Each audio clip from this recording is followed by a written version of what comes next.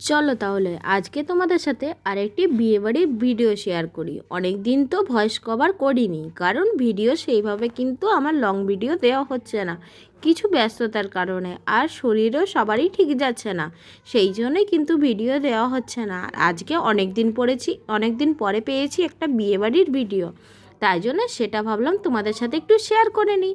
আর এই দেখো, আমি বিয়েবাড়ির জন্য রেডি হয়ে গেছি। আমি কিন্তু একটা নতুন শাড়ি পরেছি, এটা আমার পিসি আমার দাদার বিয়েতে দিয়েছিল। আসলে আমার অনেক কটা শাড়ি শ্বশুরবাড়িতে রেখে দিয়ে এসেছি, আর এখানে দুটো মাত্র শাড়ি পরে আছে, আর বাকি সব কটা চুড়িদার ছিল। আর মায়ের শাড়ি পরতে সেভাবে ইচ্ছা যাচ্ছিল না, সেই জন্যই কিন্তু আমি এই শাড়িটা পরলাম আজকে। যেহেতু মায়েরও বিয়েবাড়ি ছিল, ওই জন্য তাড়াহুড়োতে যে শাড়িটা হাতের সামনে পেলাম সেইটাই কিন্তু পরে নিলাম। এই শাড়িটা কিন্তু আমি আগে কোনো দিন পরিনি। আর আমার বিয়েবাড়ি যাওয়ার সাথী ছিল অদ্রিতের বাবা, অদ্রিত আর আমার শাশুড়ি মা। অদ্রিতের বাবা মানে হচ্ছে আমার বরমশাই, আর তোমরা সবাই আশা করি বুঝে গেছো। এই দেখো, এখানে বিয়েবাড়িতে গিয়ে কিন্তু আমি একটা ভিডিও বানিয়ে নিয়েছিলাম। প্রথমেই অদ্রিতের সাথে একটা ভিডিও, আর অদ্রিতের সাথে ভিডিও তো সেভাবে করাই হয়নি, কারণ ও কোন দিকে ঘুরে বেড়াচ্ছিল, ওকে তো পাত্তাই পাওয়া যাচ্ছিল না।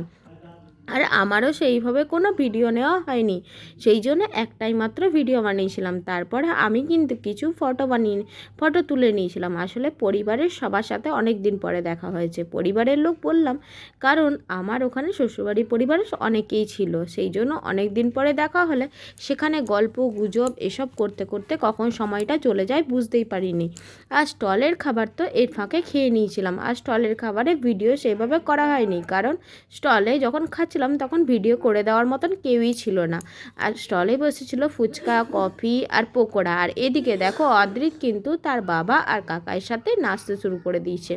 প্রথমে ওর কাকাইকে টেনে নিয়ে গেছে, কারণ ওর নাচবে বলে ওর কাকাই তো নিয়ে গেছে ওখানে। আর ডিজেতে সেইভাবে তখন কেউ নাচতে লাগেনি, সেই জন্যে কিন্তু ওরা তিনজনেই প্রথমে স্টার্ট করলো, তারপরে কিন্তু সবাই আস্তে আস্তে নাচতে শুরু করলো। আর ওকে তো আমি বেশিক্ষণ ওখানে রাখিনি, তাই জন্য কিন্তু ওকে নিয়ে চলে এসেছিলাম পরে। কিছুক্ষণ নাচানাচি করার পরে বললাম, তোমরা চলো এবারে, এখানে আর বেশিক্ষণ নাচতে হবে না, ওর তো পায়ে ব্যথা করবে, সেই জন্য। আর এই দেখো, পরিবারের লোকের সবার সাথে আমি কিন্তু ফটো তুলে নিয়েছিলাম, আর সেইভাবে কিন্তু সবার সাথে ভিডিও তোলা হয়নি। এখানে সমস্ত ননদরা ছিল, পিসি শাশুড়ি ছিল, শাশুড়ি মা ছিল, যারা ছিল, অনেকেই ছিল, তাদের সাথে ফটো তুলে নিলাম। তারপরে আমরা খাবার টেবিলে বসে গেছিলাম, কারণ রাতটা অনেকটাই হয়ে গেছিলো। আর গাড়ি করে যেহেতু গেছিলাম, একটু দূরেই বিয়ে বাড়িটা ছিল, সেই জন্য কিন্তু তাড়াহুড়ো করে তাড়াতাড়ি খেয়ে দিয়ে তারপরে তো বেরোতে হবে, সেই জন্য কিন্তু বসে গেছিলাম খাওয়ার টেবিলে। আর এখানে প্রথমেই পাতায় পড়ে গেছিলো।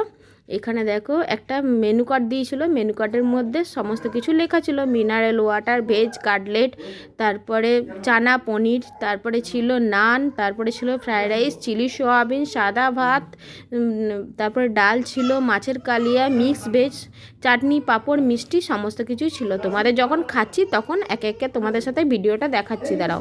তারপরে কিছুক্ষণ দেরি হচ্ছিল যেহেতু খেতে দিতে, সেই জন্য কিন্তু অদ্রিত চলে গেছিলো তার বাবাকে নিয়ে একটা পাঁপড় ভাজা আনবে বলে।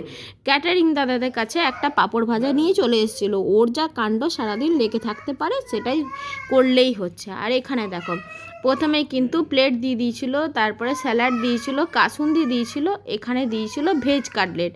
আমি কিন্তু ভেজ কাটলেটটা পুরোটাই খেতে পারিনি। আর স্টলের খাবারে ফুচকাও কিন্তু খাইনি, কারণ আমার শরীরটা সেইভাবে ঠিক ছিল না, কারণ তার আগের দিন সারাদিন খুব বমি হয়েছে, সেই জন্যে কিন্তু শরীরটা মানে একটু খারাপ ছিল। আর এখানে দেখো, আমাকে দিয়ে দিয়েছিলো এখানে চানা পনির, আর কিন্তু নান দিয়েছিল, সেটা খেয়ে নিয়েছিলাম।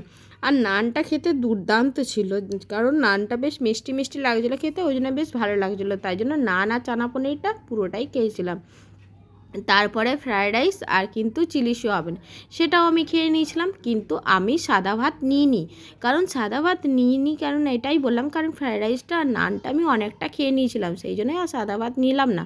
তারপরে জানো তো, ফ্রায়েড রাইসের সাথে একটু আমি নিয়েছিলাম মিক্স ভেজ, সাদা ভাতের সাথে দিচ্ছিলো, কিন্তু আমি ফ্রায়েড রাইসের সাথে খাবো বলেই নিয়েছিলাম। তারপরে ছিল মাছের কালিয়া, আর মাছের কালিয়াটা একদম টাটকা ফ্রেশ মাছ ছিল, ওই জন্য মাছের কালিয়াটা দুর্দান্ত লাগছিলো খেতে, সেই জন্যই কিন্তু খেয়ে নিয়েছিলাম মাছের কালিয়াটাও। পেটি দেখে একটা মাছ, তারপরে চাটনি, পাঁপড়, মিষ্টি, আর কিন্তু ছিল আইসক্রিম পাস সমস্ত খেয়ে খাওয়া দাওয়াটা কমপ্লিট করে তারপরে এবারে তো বাড়ি যেতে হবে, তাই জন্য কিন্তু তাড়াহুড়োটাই বেশি পরিমাণেই লেগে গেছিলো। আর এদিকে মনে হচ্ছিল ভুলেই গেছিলাম যে কোনের সাথে একটা ভিডিও বানাতে হবে, সেই জন্যে কিন্তু একটা ভিডিও বানিয়ে নিয়েছিলাম। আর এখানে ভিডিও বানিয়ে তারপরে কিন্তু ওখানে বিয়েবাড়ি থেকে আমরা বেরিয়ে পড়েছিলাম। আর তখনও যেহেতু বরযাত্রী এসে পৌঁছায়নি, সেই জন্য কিন্তু বরের সাথে কোনো ভিডিও বানাতে বা ফটো তুলতেও পারিনি আর দেখাতেও পারলাম না। এখানে দেখো কিছুক্ষণ ভিডিও বানানোর পরে আমরা বেরিয়ে পড়েছিলাম বাড়ির উদ্দেশ্যে। তারপরে কিছুক্ষণ প্যান্ডেলের ভিডিও, ছাদনাতলার ভিডিও, সমস্ত ভিডিওগুলো বানিয়ে নিয়ে তারপরে চলে এসেছিলাম বাড়ির উদ্দেশ্যে। আর আজকের ভিডিওটা এইখানে রইল। আমার ভিডিও তোমাদের কেমন লাগলো তোমরা কিন্তু জানিও। যদি ভিডিওটা ভালো লেগে থাকে তাহলে লাইক, কমেন্ট আর শেয়ার করতে ভুলো না। টাটা সবাইকে, সবাই ভালো থেকো, সুস্থ থেকো। আবার নতুন আরেকটি ভিডিও নিয়ে আসবো।